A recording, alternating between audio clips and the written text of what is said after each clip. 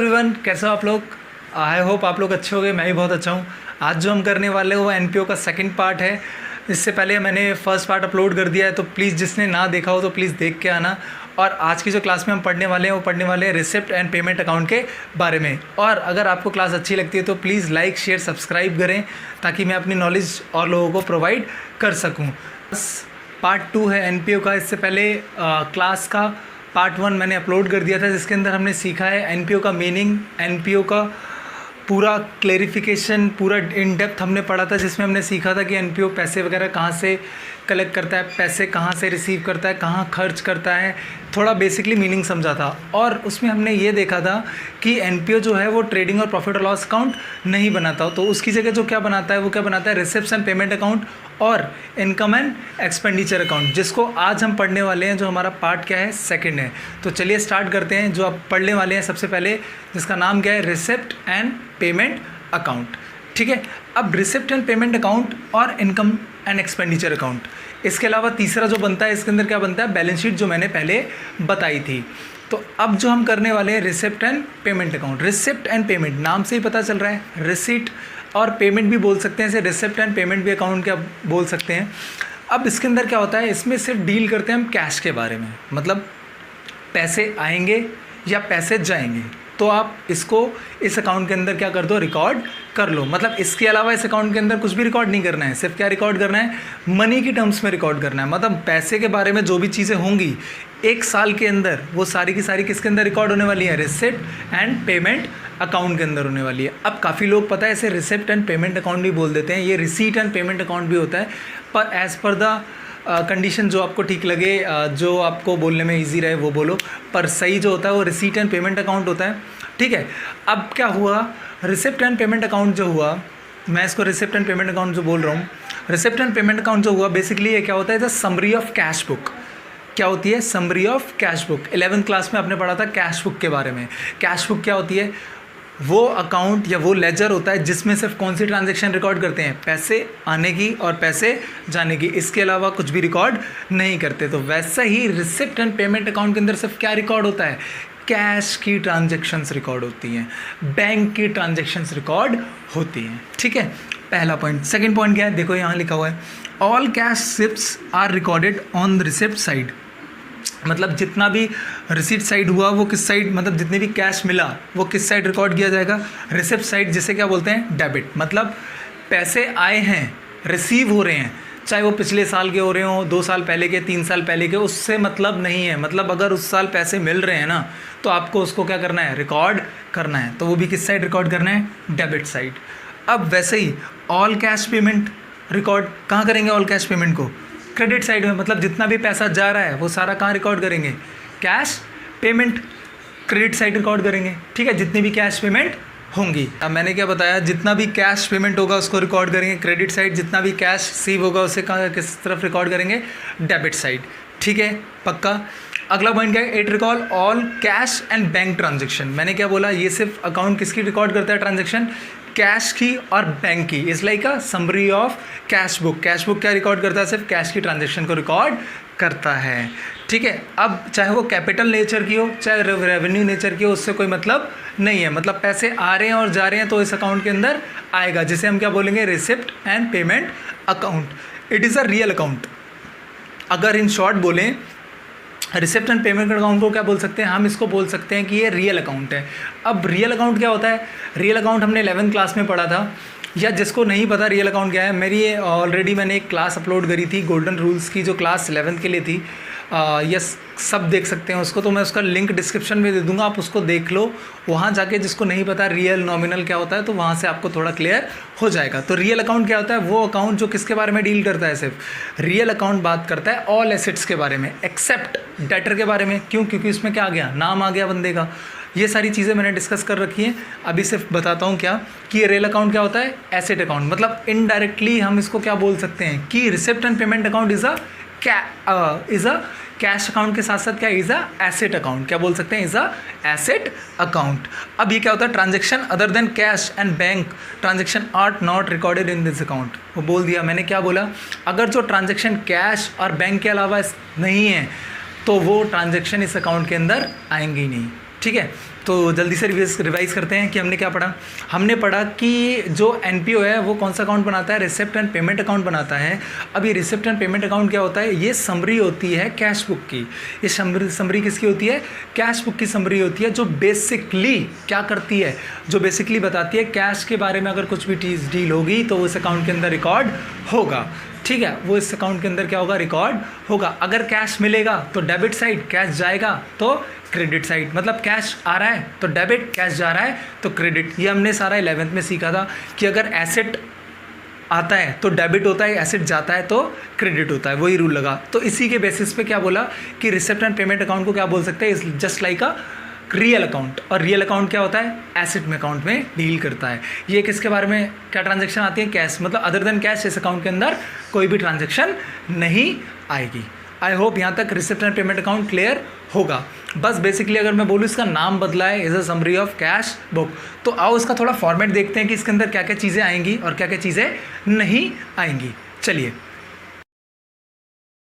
Format जो बताएगा कि रिसिप्ट एंड पेमेंट अकाउंट कैसे बनता है और उसमें क्या क्या चीज़ें आती हैं। देखो, सबसे पहली चीज़ रिसिप्ट एंड पेमेंट अकाउंट। सबसे पहले ये अकाउंट कहाँ से स्टार्ट होता है, हमेशा स्टार्ट होगा कैश बैलेंस से, चाहे वो ओपनिंग यहाँ पर आए, चाहे वो ओपनिंग इधर आए। अब ध्यान से देखो, यहाँ आएगा तो लिखेंगे to balance b d cash balance या बैंक बैलेंस। और अगर आपका क्या है, बैलेंस कैश का नेगेटिव है तो 11th क्लास में क्या बोलते थे हम उसे, बैंक ओडी, यानी बैंक ओवर ड्राफ्ट।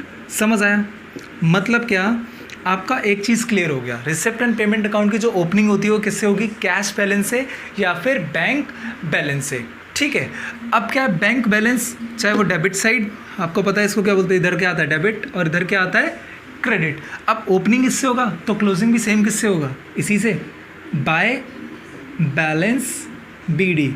अब चाहे वो कैश आए चाहे वो बैंक आए, वो डिपेंड करता है क्वेश्चन में क्या गिवन है। ठीक है, अब देखो मैंने क्या बोला था, रिसिप्ट एंड पेमेंट अकाउंट के अंदर क्या होता है, जब भी पैसे आएंगे तो उसे रिकॉर्ड कर लो, जब भी पैसे जाएंगे तो रिकॉर्ड कर लो। तो अब पैसे आएंगे तो मैंने क्या बोला था, डेबिट, पैसे जाएंगे तो क्रेडिट, ये तो नॉर्मल रूल है। अब क्या हुआ, पैसे कैसे कैसे आते हैं इसके अंदर, सबसे पहले एक फेमस है इसके अंदर क्या, सब्सक्रिप्शन, इससे पैसे आते हैं, जिसको हम डिटेल करेंगे आगे नेक्स्ट पार्ट्स में, बताऊंगा कि सब्सक्रिप्शन डिटेल में क्या होता है। फिर उसके बाद डोनेशन। डोनेशन मतलब हमने पहली क्लास में, हमने पहले पार्ट में क्या पढ़ा था, हमने पढ़ा था कि एनपीओ प्रॉफिट मेकिंग नहीं होता, ये प्रॉफिट मेकिंग नहीं होता, लेकिन अब पैसे खर्च ये करेगा, लगाएगा, तो कहाँ से आते हैं इसके पास पैसे, इसके पास पैसे कहाँ से आते हैं, डोनेशन, लोग इसको प्रोवाइड करते हैं तो पैसे मिल गए, डोनेशन। और या फिर कोई चीज़ इसने बेच दी, सेल ऑफ ओल्ड न्यूज़पेपर, ठीक है, sale of material, sports material, और बहुत सारी चीज़ें जिससे ही पैसा आता है वो यहाँ पर आ जाएगा। वैसे ही अब पैसा जाएगा तो बताओ किस किस चीज़ों से जाता है पैसा, जल्दी जल्दी बताओ, पैसे कैसे, सैलरी एंड वेजेस, जो प्रॉफिट और लॉस अकाउंट की तरह बिल्कुल सैलरी एंड वेजेस। और बताओ किस किस से पैसे जाएगा, जल्दी, मैंने कोई चीज़ फर्नीचर खरीद लिया, एसेट खरीद लिया, ठीक है, और आपका कोई भी ऑडिट फीस हो गई, कोई भी फीस हो गई वो, और कोई भी खर्चे बाकी सारे जितने भी हैं, बहुत सारे, मतलब जिससे भी पैसे जा रहे हैं वो सारी चीज़ क्या हो रही है, क्रेडिट हो रही है। मतलब जिससे ही पैसे आ रहे हैं वो डेबिट होगा, जिससे ही पैसे जा रहे हैं वो क्रेडिट होगा। अगला ये क्वेश्चन आता है कि भाई हम बना क्यों रहे हैं, क्यों बनाएं। पहली बात, एनपीओ का प्रॉफिट मोटिव नहीं होता, फिर भी वो अकाउंट बना रहा है, क्यों बना रहा है। तो एनपीओ को अकाउंट बनाने का ये मोटिव होता है कि उसे पता चल सके कि कितना पैसा उसके पास आ रहा है और कितना पैसा वो खर्च कर रहा है और कितना उसके पास पड़ा हुआ है, या क्या कितना लगा दिया, ज़्यादा तो नहीं है, कहाँ कहाँ लगाया, ये सारी डिटेल रखने के लिए उसे क्या बनाना पड़ता है, रिसिप्ट एंड पेमेंट अकाउंट। ठीक है, आई होप आपको क्लियर होगा रिसिप्ट एंड पेमेंट अकाउंट क्या होता है।